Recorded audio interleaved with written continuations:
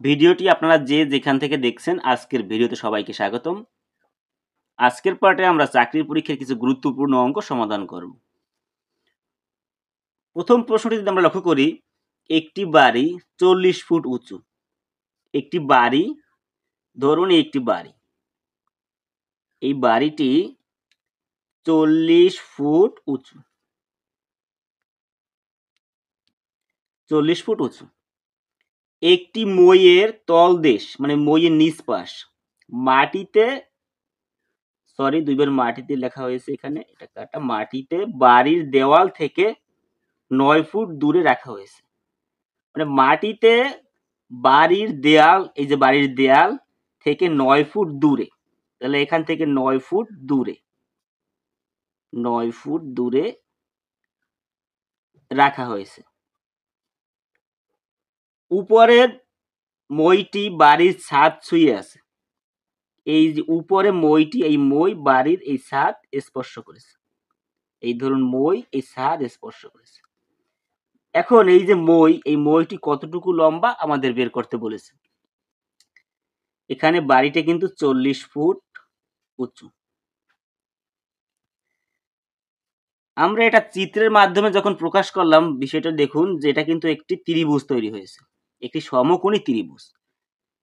কিভাবে আমরা সমকোণী ত্রিভুজ বুঝলাম, যে এখানে তো একটি লম্ব আছে, আর লম্বর গোড়ায় আমরা জানি 90 ডিগ্রি কোণ থাকে, সেই হিসেবে কিন্তু এটি একটি সমকোণী ত্রিভুজ। আর সমকোণী ত্রিভুজের দুই বাহুর মান যদি দেওয়া থাকে, আরেক বাহুর মান কিন্তু আমরা খুব সহজেই বের করতে পারি।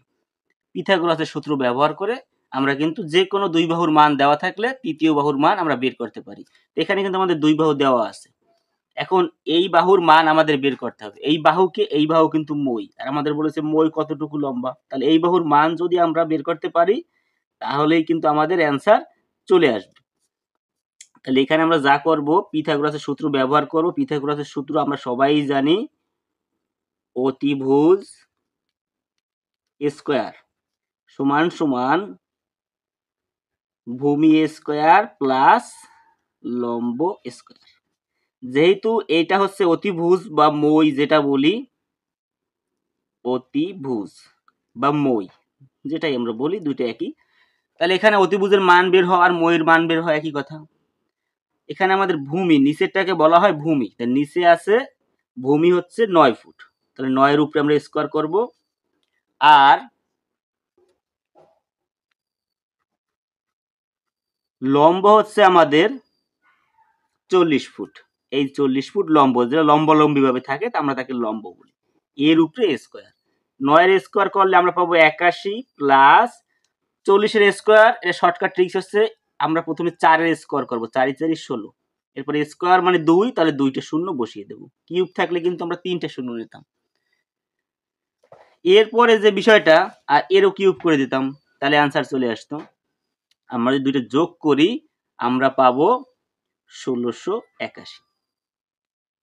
এখন এই 1681 কে অতিভুজের স্কয়ার কিন্তু এখানে রয়ে গেছে, আমরা কিন্তু অতিভুজের মান চাই, কিন্তু অতিভুজের স্কয়ারের মান তো আমরা চাই না। তাহলে আমরা ওই স্কয়ারটাকে কি করতে পারি, ওই পাশে ট্রান্সফার করব। আর আমরা জানি স্কয়ার সাইড পরিবর্তন করলে রুট হয়ে যায়, তাহলে 1681 রুট করলেই কিন্তু আমাদের অ্যান্সার চলে আসবে। এখন যারা রুট করতে জানেন না, রুটের নিয়ম হচ্ছে জোড়ায় জোড়ায় কাটতে হবে। এখানে কয় জোড়া আছে, 2 জোড়া।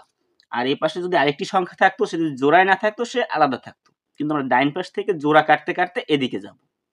তাহলে এই এক জোড়া আর এই এক জোড়া। এরপর আমরা প্রথম জোড়া নেব। প্রথম জোড়া নিলাম আমরা 16।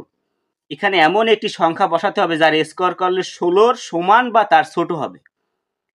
যদি আমরা 3 নিই তাহলে 3 এর স্কয়ার করলে 9, আর যদি আমরা 4 নিই 4 এর স্কয়ার করলে কিন্তু 16, 5 নিলে 5 এর স্কয়ার 25, এখানে কিন্তু 25 নেই, আছে 16, তার মানে আমাদের 4 যাবে। তাহলে 4 4 16। এরপর আমরা এখানে টান দেব, এর ডাবল আমরা এখানে বসাবো। 4 এর ডাবল হচ্ছে 8, ডাবল। এখানে আমরা স্কয়ার করেছি কিন্তু 16, আর এই পাশে কিন্তু আমরা ডাবল নিয়েছি। এরপরে এক জোড়া আবার নামাবো আমরা 81।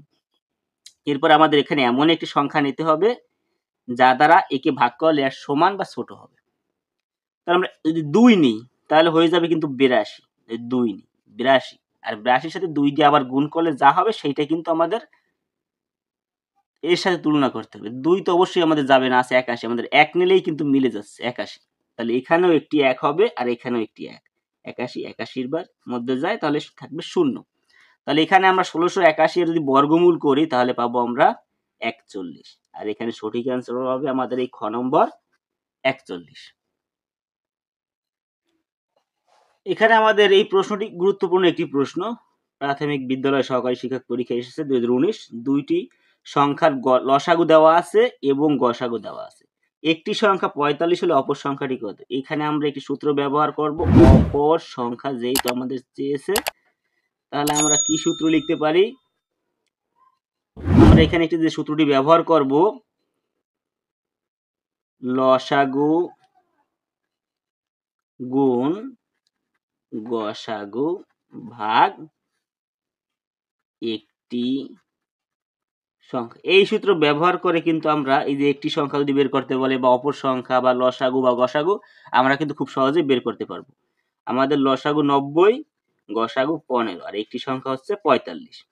কাটাকাটি করলে এখানে 15 দিয়ে 45 করে 3, 3 থেকে 90 কে কাটলে হবে 30।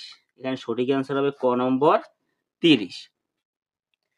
যে পরিমাণ খাদ্য 200 জন লোকের 20 সপ্তাহ চলে, 200 জন লোক 20 সপ্তাহ চলতে পারে, ওই একই পরিমাণ খাদ্য কতজন লোকের 8 সপ্তাহ চলবে? 200 জন লোকের কিন্তু 20 সপ্তাহ চলে, কিন্তু একই পরিমাণ খাদ্য কতজন লোকের 8 সপ্তাহ চলবে? তার মানে লোক 200 জনে তো 20 সপ্তাহ খেলো, আর 8 সপ্তাহ খেতে গেলে কিন্তু লোক অনেক বেশি লাগবে। এখানে যদি আমরা ঐকিক নিয়মে সাজিয়ে লিখি যে কত জন চেয়েছে, তাহলে জনকে আমরা ডান পাশে রাখবো। 20 সপ্তাহ চলে কতজন লোকের? 200 জন লোকের। তাহলে 1 সপ্তাহ চলে কতজন? কি হবে, ভাগ না গুণ?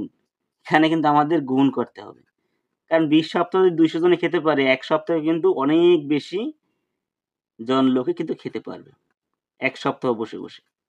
আবার যদি 8 সপ্তাহ খায় তাহলে 1 সপ্তাহ থেকে কম লাগবে, তাহলে কি হবে, ভাগ 200 কে আমরা 8 দ্বারা ভাগ করব। কাটাকাটি যদি আমরা করি, 4 দ্বারা কাটলে 5, আর এখানে হবে 2, 2 দ্বারা 100, 200 কে কাটলে হবে 100, তাহলে হবে 500। এখানে আমাদের সঠিক অ্যান্সার হবে 500 জন লোক 8 সপ্তাহ বসে খেতে পারবে। আজকের পার্ট এই পর্যন্তই। ভিডিওটি ভালো লাগলে সবাই লাইক, কমেন্ট এবং শেয়ার করবেন, আর এই ধরনের ভিডিও যদি আপনারা আরো পেতে চান অবশ্যই চ্যানেলটি সাবস্ক্রাইব করবেন। ধন্যবাদ সবাইকে।